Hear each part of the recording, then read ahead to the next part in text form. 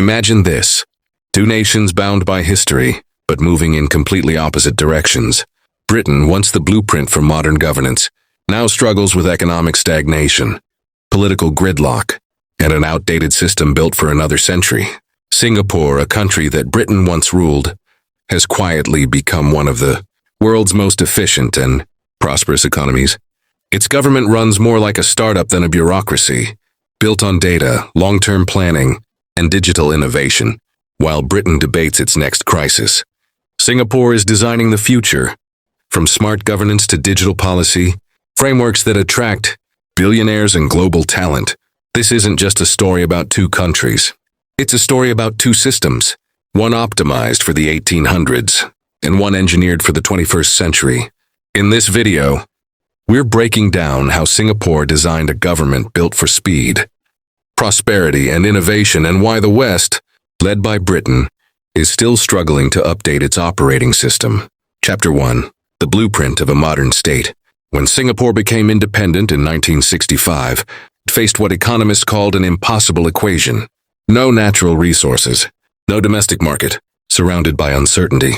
Yet somehow, this small island was expected to survive and build prosperity from zero.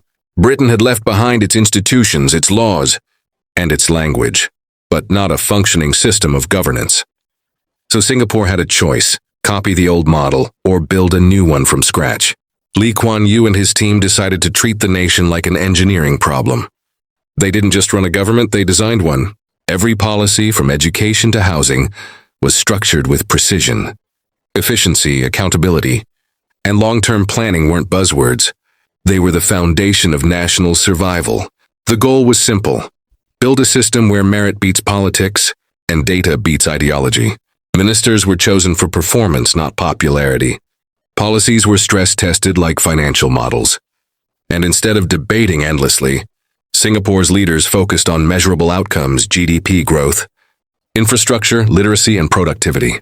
Britain, on the other hand, remained attached to tradition and unwritten constitution, ceremonial politics, and short-term elections that often punished long-term thinking. Where Singapore built a government for the future, Britain stayed loyal to the past. It's not about democracy versus control, it's about design versus drift. Singapore built governance like a high-performance economy, agile, efficient, and constantly optimized.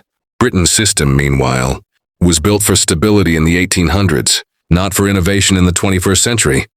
That difference between building and inheriting became the foundation of everything that followed. Chapter 2. The Digital Leap. In the early 2000s, Singapore made a quiet but radical decision to treat technology not as an industry, but as the backbone of governance.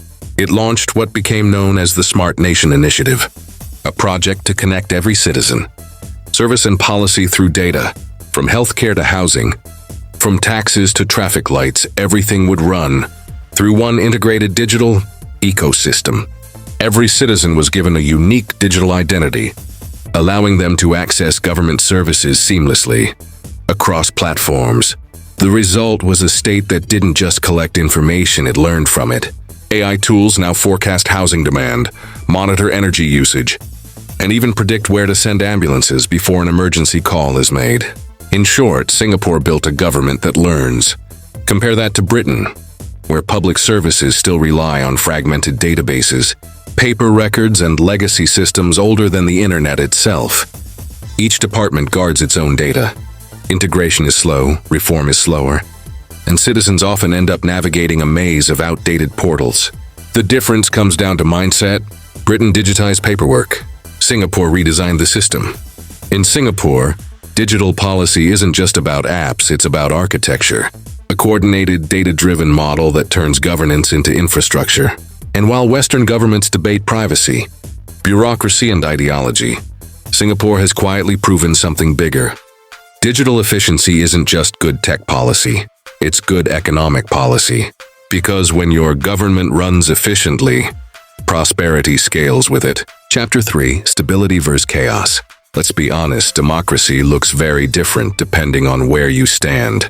In Singapore, stability isn't just a political outcome, it's a national strategy. The government runs more like a well-oiled corporation than a partisan battlefield. Policies are tested, tracked, and optimized the same way tech companies refine products. Ministers are held to measurable targets from GDP, growth to citizen satisfaction, and civil servants are paid on par with top private sector talent. In short, competence is incentivized. Now compare that to the UK. Political leadership changes faster than policy outcomes can be measured. One administration raises taxes, the next cuts them. Every new leader comes with a new slogan, a new direction, and a new wave of uncertainty. The result?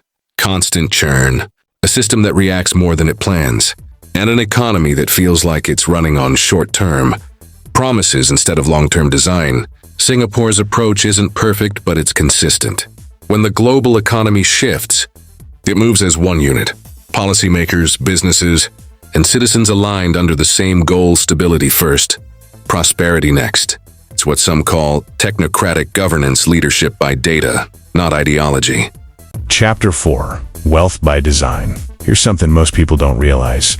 Singapore didn't find prosperity. It designed it. In the 1960s, this was a struggling port city with no natural resources, no farmland, and barely any fresh water. But instead of competing on size or land, it competed on systems. The government built what's now called a financial architecture, a deliberate web of institutions designed to attract global capital and protect it. The Monetary Authority of Singapore was set up not just as a regulator, but as a strategic investor. Its role? To make sure every policy from taxation to technology supports long-term financial resilience. Then came the sovereign funds, Temasek Holdings and JIC, managing hundreds of billions of dollars, not for short-term gain, but for national reinvestment. These funds own stakes in global giants from banks to biotech firms, quietly positioning Singapore as one of the world's most influential financial players. And here's the twist: this wasn't luck. It was policy engineering. Every decision from keeping taxes low to investing in R&D and digital infrastructure was part of a unified economic system. While Western countries debated ideology, Singapore optimized design. Its leaders saw prosperity not as a moral argument, but as an engineering challenge, something you could model, build, and scale. That's why you'll find some of the world's biggest billionaires and global funds routing through Singapore today. It's stable, predictable, and built to last. Because wealth, when designed right, doesn't just make a country rich, it makes it resilient. Chapter 5. The Hidden Cost of Perfection. For all its success, Singapore's model comes with a quiet trade-off: control. In a country built on precision, there's less room for unpredictability, and even less for dissent. Every major policy, from media regulation to housing allocation, runs through the same core idea: stability first. Critics call it managed democracy. Supporters call it rational governance. And depending on where you stand, both are true. The system works, because it leaves little to chance. Public protests are rare. Civil discourse is tightly moderated.